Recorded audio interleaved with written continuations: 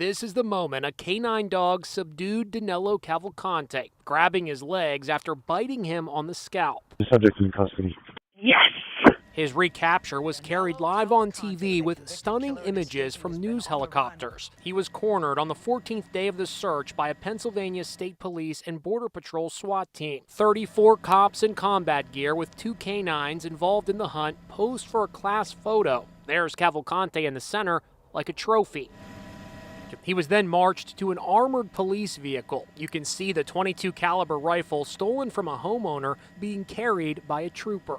He was literally cut out of his soaking wet clothes, a stolen Philadelphia Eagles sweatshirt. His tattoo was photographed to confirm his ID. Cavalcante's capture came after a night of nail-biting tension. He was first spotted around 1 a.m. by a drug enforcement plane using thermal night vision cameras. But there was a lightning storm in the area and the plane had to evacuate the search zone. So cops surrounded this entire area but had to wait 7 hours before they could close in. Cavalcante was first spotted in this woodpile here. Okay, glad this search hunt is finally over. There was a lot. This case was very huge. Like, they had a whole basically like army chasing after this man, a whole search party. But just to give a very quick recap, so this man Danilo Cavalcante, he was in, how would I put it, he was serving a life sentence in a correctional facility due to murdering his girlfriend back in 2021, I believe. And so the way he got out of the prison was he crab walked his way up. Literally, that's how it is. It's actually on video, so I'll show you here. He's literally crab walking up. And on top of that, he somehow got out of the prison by jumping over the fences.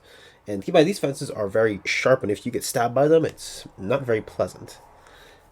And so he then, after that, they were on a 14-day manhunt, I believe. Yeah, about 14 days. And then he finally got caught. Whew.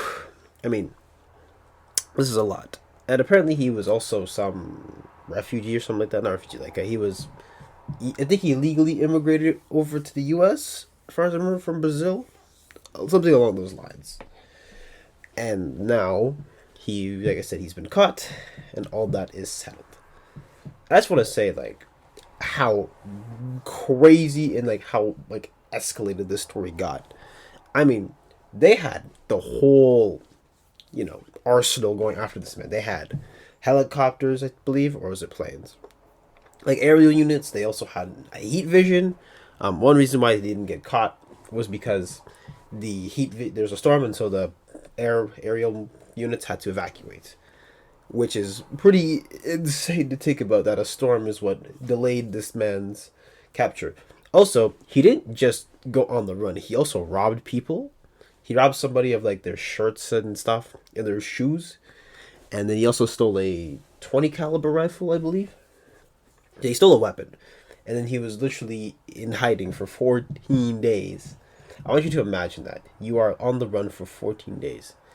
And I also saw a couple articles where he said he was planning on running to Canada, in which I would say good luck, because Border Patrol is not easy to get by. Which is, like I said, really hard. And I don't think Canada would have really given him asylum anyway. He probably would have been transferred back to the US, on the run, all that. And so now here we are, where he's back again.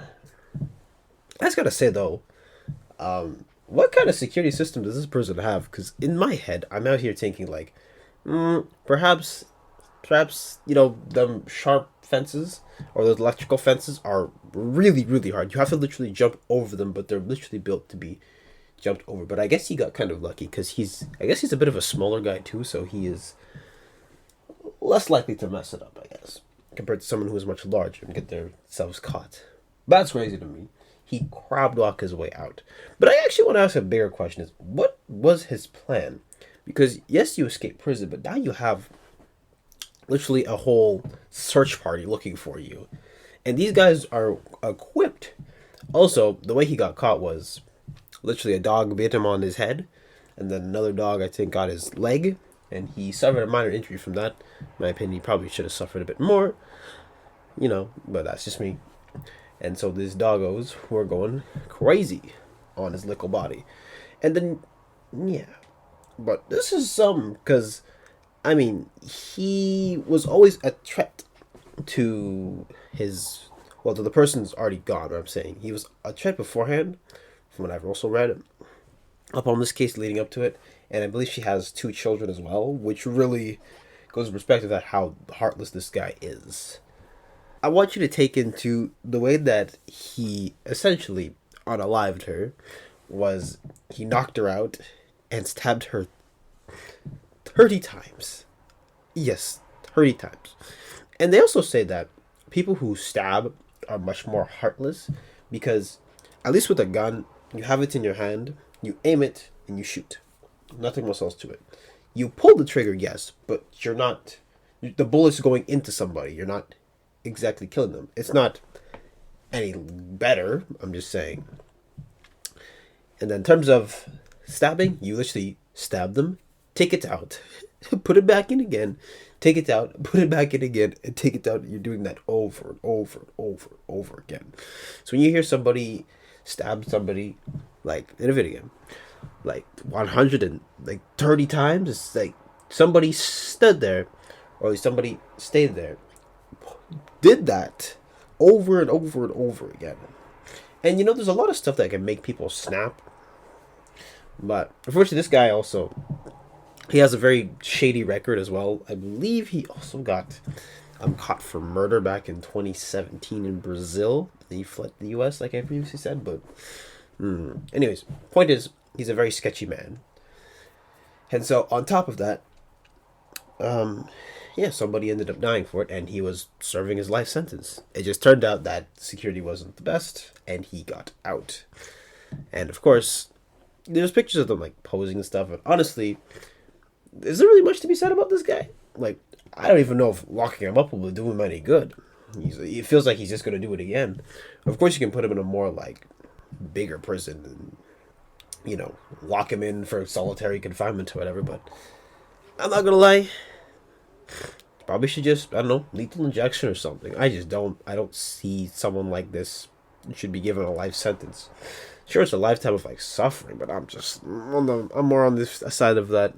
This piece of garbage doesn't need to be on the planet anymore. Doesn't need to be sucking up any more resources than he already does. Feeding him and all that fun stuff. And the problem that's really messed up is the fact that this woman also had children. I want you to take that in. She had children. So he took it upon himself to not only unalive her in a video game, but also leave her children without a mother. That's the part that will always mess me up when I hear about these stories, because regardless of whatever the person does to you, you're also bringing some other people who are rather innocent, especially children. They are innocent in all of this, which really is what hurts to see. Yeah. Of course, this happened like roughly 2 years ago, so this happened some time ago, but you can imagine that seeing your mom is gone, and then the man who unalived her had had escaped prison, so you don't even get the, how to put it, you don't even get the satisfaction, at least at the time, you don't get the satisfaction of like, this guy is gonna rot for the rest of his life. And then, of course, he gets caught again, so there's some relief, but it's just like, wow. That's a roller coaster of emotions. So that's the... That's a crazy one to deal with. So yeah, heart really goes out to the family on that one, especially.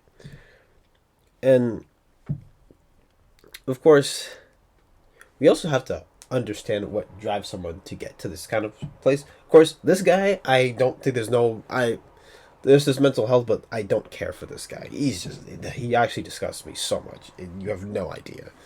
Just even covering him is just, gross. But I just wanted to cover him mostly because I feel like it's a really big story that, of course, it happened a bit ago and a bit late. But I still wanted to cover just because it was something I feel like it's really important to, like, you know, you have a piece of garbage running around. Well, it was running around. And then you have to go and hunt him down and put him back in. It's like, yeah, he wasn't very smart.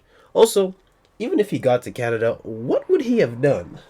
No, like seriously, what would you have done if you got into Canada? You would have had to probably hide out in some town.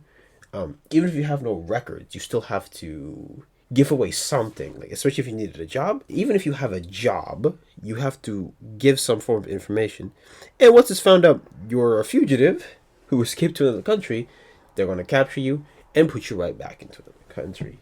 So that's why sometimes you hear stories of people who escape to other countries, but they still manage to get arrested in the country that they went to go hide in.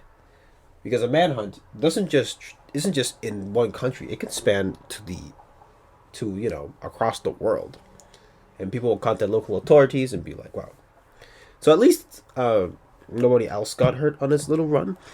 Of course, somebody got robbed, but compared to losing a life, I think some shoes and some clothing is much, much better to lose than anything else.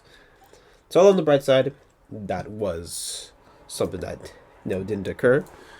And of course, he did get caught. Not that he was going to make it very far in the first place, but he did get caught. So I'm, of course, very satisfied with that end. And people like this, I don't know. It feels like saying lock him up is just too easy. Like, sure, you're locked up and suffering, but people like this are always going to be like, well, I can always try to escape again. They treat prison like it's the show Prison Break. Every time there's a new, bigger prison to get out of, and there's a new, bigger heist that we can, achieve, but not quite. So, of course, he's going to get, like, maximum prison, I would assume. Even though I haven't really looked into it much. I just want to look at the bigger picture. But he's going to be in maximum for a very long time. Like, he is going to be looked at and made sure that he can never get out again. They're going to make it near impossible. And that's good. But, if he's not going to die, obviously, we're not going to be, how's the best word for this? Dealt with. It's not going to be dealt with properly in that sense. Then he can, just rot for the rest of his life. I can never get behind anyone who does this kind of stuff. Whew. Yeah, sketchy guy ends up being even more sketchy and then ruins the whole entire family's life. So, let him rot for all I care. And make sure that people like this never ever get the chance to ever, and I mean ever, escape again. Because that is exactly why I cannot stand individuals like this guy. Whew. Wow. Anyways, this had me a bit, I don't want to say mad, but it's just like, wow. It's like, wow. This was a really, really big chase. And but it had at least a happier ending, and he didn't get away. But if you like my commentary today, if you like my local coverage, be sure to follow my socials down in the description below.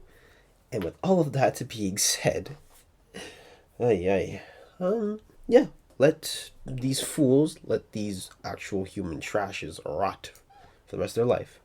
And hopefully I can find a different topic that'll be a bit more, lighthearted. But I thought this was important. But anyways, I'm going a bit long-winded, so see ya.